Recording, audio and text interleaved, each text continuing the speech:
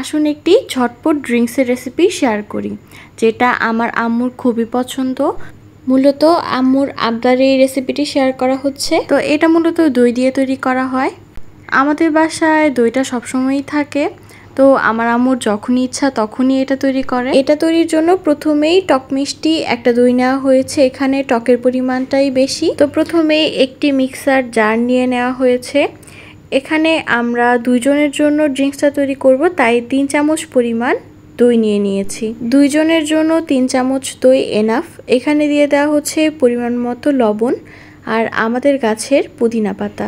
এখানে প্রায় 8 থেকে 10টি পুদিনা পাতা তুলে ধুয়ে নেওয়া হয়েছে।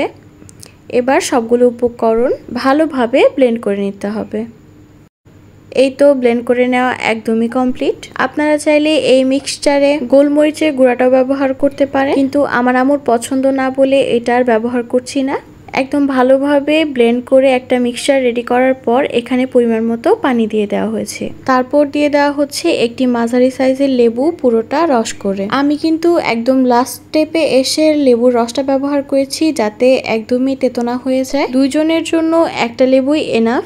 দইটা একদমই টক মিষ্টি ছিল বলে এখানে বাড়তি কোনো চিনি ব্যবহার করা হয়নি। আপনারা যদি শুধু টক দই ব্যবহার করেন, এক্ষেত্রে চিনি ব্যবহার করবেন আপনাদের পছন্দ অনুযায়ী।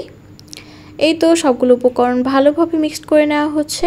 আর ঘনত্বটা আপনারা আপনাদের পছন্দ মতো রাখবেন। আমার আম্মু যেহেতু একটু ঘন বেশি পছন্দ করে আর আমি যেহেতু একটু পাতলা পছন্দ করি, তাই দুটোর মাঝামাঝি রাখা হয়েছে। এবার সার্ভ করার পালা। এই তো 2টা গ্লাস একদমই রেডি। এখানে যেহেতু একদমই ঠান্ডা পানি ইউজ করেছি, তাই কোনো আইস কিউব ব্যবহার করলাম না।